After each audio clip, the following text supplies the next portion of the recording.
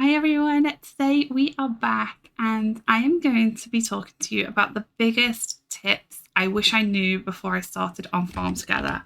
I've actually managed to now play the game for over 1,300 hours. Yep, that's crazy. And I've played it on PC and I've come across so many things, even now, that I'm like, oh my gosh.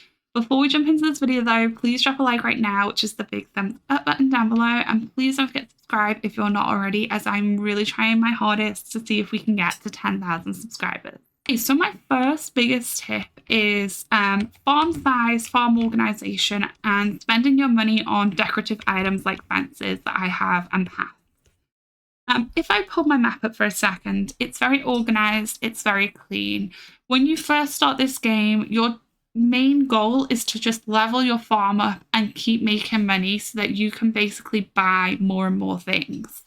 I would not stress early game about the layout of your farm and making sure everything is nice and even and clean looking. Just get stuff down on your farm, because once you've basically unlocked all of the slots of land, that's where you can recycle your farm by coming over into your farm settings.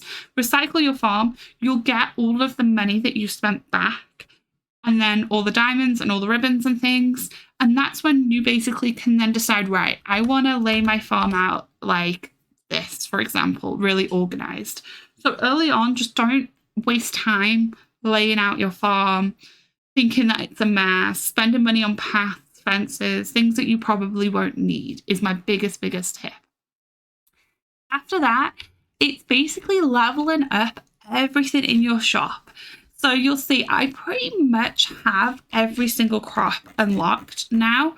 But if we come on over to flowers, because we do have some new flowers that have just released, you'll see that these ones are locked. So anything in your shop that has got a padlock on it like this, hover over it and see what you need to do to basically unlock it. So in this example, I need to get to level 20 on the pink hydrangea and I'll unlock this one. And then obviously on this one, it requires pink hydrangea plus 2 others. That other one is probably going to be this one that I'm going to unlock. But basically, the more that you unlock, then the more quests that you can do. And it actually is just something to work towards. So I feel like that's something big that I didn't know first in the earlier side of the game. After that, it's quests. The quests are the most important thing. Please make sure when you come to the town hall, you buy this particular building here. It's called Quest Bazaar. And I really recommend using your ribbons to purchase this building, because once you do, you can keep buying more and more quests and you'll be able to see, but they provide you with much more XP and much more ribbons. And it's also just something you can work towards on your farm. So I really recommend doing the Quest Bazaar. I prefer to do the full ribbon quest. But obviously, if you're just starting out, you might be more comfortable doing the 1 ribbon quest, provides you 12 ribbons back. This way, you're going to be able to make ribbons much faster. So I really recommend getting the Quest Bazaar. The other thing is actually upgrading your shops in the town hall.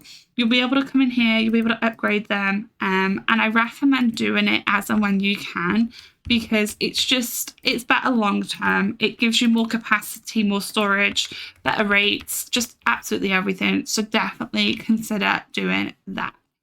And then if I just come on over here, you'll see I have this building here. It's called Travel Agency. If I come on over to an empty slot of land here, I can buy a travel agency post, a maximum of 5. I didn't even know this existed until like a couple of days ago. But basically what this means is on the town hall map, obviously this is where we spawn in, right?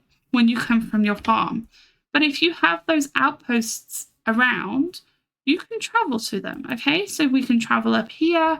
I don't have to run all the way over here. I could travel to this outpost and I can kind of just use it as and when.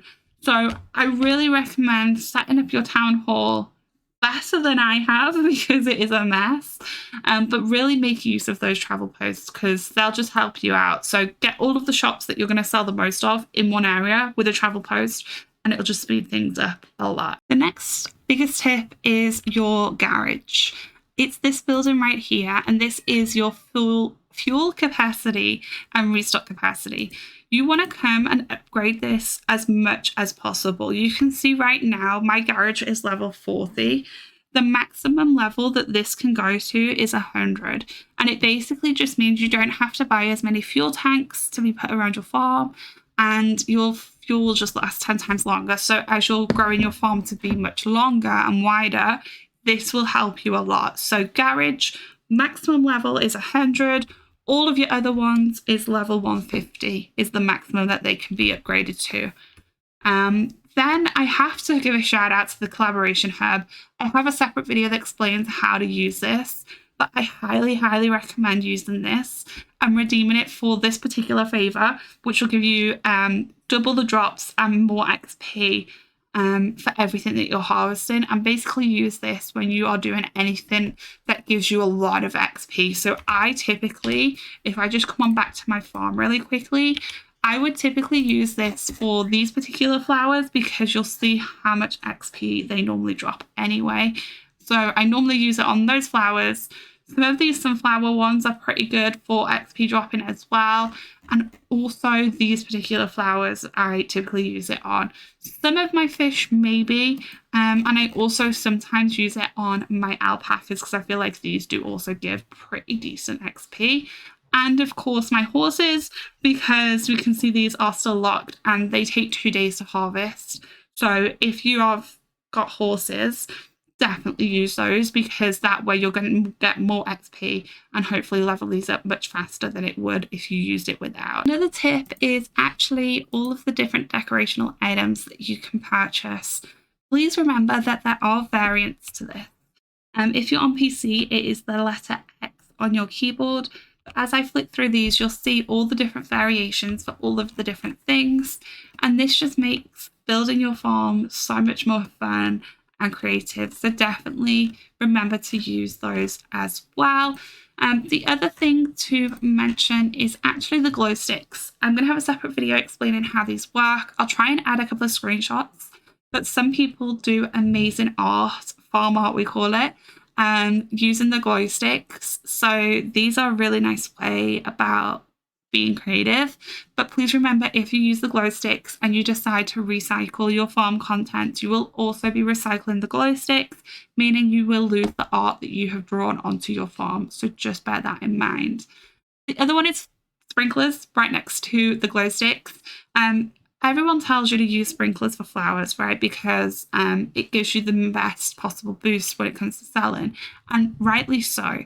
You should use sprinklers on the best flowers. But early game, you're not going to be able to afford sprinklers on everything. And I highly recommend putting them on your crops because it reduces your crop growth time by 50%. So if it was me early game and you was basically grinding more crops than flowers, I would probably use my sprinklers on crops early game. And I think the very last thing is just a reminder to go through all the different setting options.